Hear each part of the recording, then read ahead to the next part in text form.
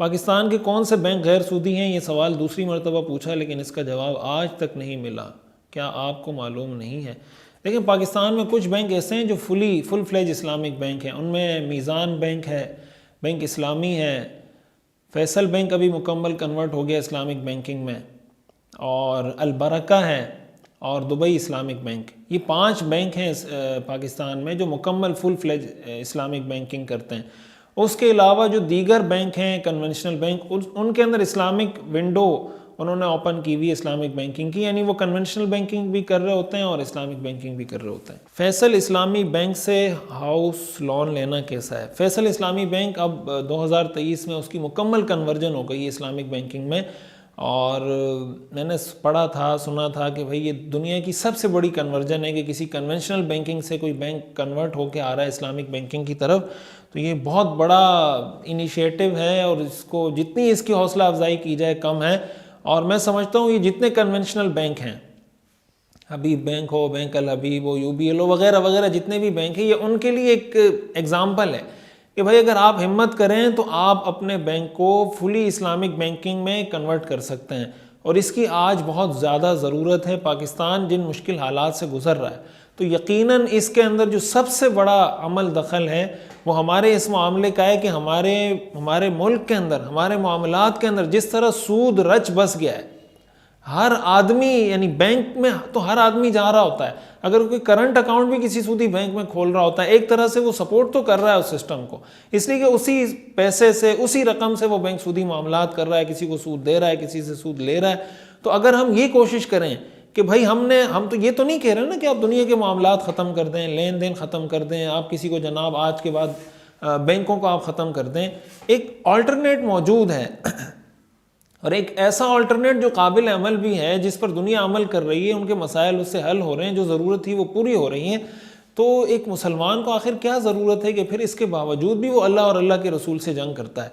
तो अगर हम अपनी इसी कन्वेंशनल बैंकिंग को इस्लामिक बैंकिंग की तरफ कन्वर्ट कर देते हैं, इस तरफ लेकर आ जाते हैं, तो ये गोया अल्लाह ताला से हम सुलह कर लेंगे। अब हम अल्लाह के साथ हालत जंग में, जब अल्लाह से हम जंग कर रहे हो तो हमारे मुल्क के हालात कभी भी ठीक नहीं हो सकते। बाकी जो आपने कहा ना कि हाउस लोन लेना, तो जो भी इस्लामी बैंक होगा वो आपको लोन नहीं देगा, ये बात याद रखें। इस्लामी बैंक आपको कभी भी लोन नहीं देगा। इस्लामी बैंक आपको ये कहेगा कि भाई आपने कौन सी प्रॉपर्टी खरीदनी है, कौन सा घर खरीदना है, आप अपने पैसे लाओ, मैं अपने पैसे इसमें डालता हूँ, मिल के खरीदते हैं, और फिर जो मेरा हिस्सा होगा वो मैं आपको इतने पैसों का बेच दूंगा। तो वो आपको पैसे इन कैश की फॉर्म में आपको वो नहीं देगा, वो आपको वो चीज़ ख़रीद के दे देगा। तो इस तरीके से आप बिल्कुल कर सकते हैं। हंजला नाम रखना कैसा है? मैंने अपने एक बेटे का नाम मोहम्मद हंजला रखा है, लेकिन एक इमाम मस्जिद ने बताया कि हंजला एक कड़वे पौधे का नाम है। हंजला सहाबी का नाम है, और जब कोई सहाबी का नाम होता है या किसी नबी का नाम होता है तो उसमें फिर उस लफ्ज़ के माना को नहीं देखा जाता, उसमें जो बरकत होती है वो इस वजह से होती है कि वो किस शख्सियत का नाम है। तो रसूलुल्लाह सल्लल्लाहु अलैहि वसल्लम के सहाबी का नाम है हंजला। आपने जब रसूलुल्लाह सल्लल्लाहु अलैहि वसल्लम ने वो नाम तब्दील नहीं किया, आपकी आदत थी कि आपके सामने कोई ऐसा नाम आता था जो ठीक नहीं होता था तो आप उसको तब्दील कर देते थे, तो हज़रत हंजला का नाम आपने तब्दील नहीं किया। इसी तरह अगर आप जैद का नाम देखें तो जैद का लफ्ज़ तो ज़्यादत से निकला है, जिसको आप कहते हैं ज़्यादा, इजाफा। तो इसका कोई ऐसा माना नहीं है कि बहुत ज़्यादा कोई एक्स्ट्रा ऑर्डिनरी उसकी कोई मीनिंग हो, लेकिन बस जब सहाबी का नाम है तो ठीक है। और अरब के अंदर ये जो कल्चर था, वो अपने बच्चों के जो इस तरह के नाम रखते थे वो दुश्मनों के एतबार से रखते थे, यानी उनका मकसद ये होता था कि मेरा ये जो बच्चा है या मेरी औलाद में से ये जो मेरा बेटा है ये दुश्मन के लिए कड़वा पौधा साबित होगा, ये दुश्मन के लिए जनाब दुश्मन को टफ टाइम देगा।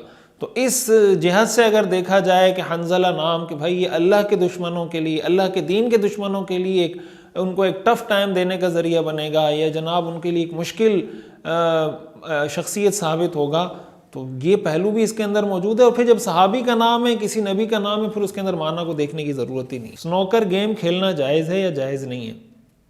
गेम तो खेलना जायज़ है, इसमें तो कोई हरज की बात नहीं है, बट इसमें सट्टा नहीं लगा सकते, जुआ नहीं खेल सकते। जैसे होता है कि भाई तुम हार गए तो इतने देना, मैं हार गया तो इतने दे दूंगा, ये जो जुआ या क़िमार का एलिमेंट अगर उसमें आता है फिर तो नाजायज़ हो जाएगा।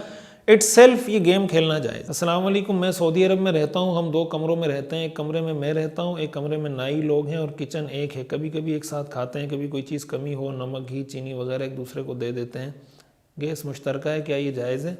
जायज़ है, ज़ाहिर है कि नाई की कमाई में हलाल का अंसर भी है, बाल काट रहा होता है या लोगों के ख़त वत बना रहा होता है, तो आपके लिए उनके साथ रहना, ये मामलात करना इस हद तक जायज़ है। आपके हक़ में यही समझा जाएगा कि आपके जो मामलात हो रहे हैं वो उसकी हलाल कमाई से हो रहे हैं।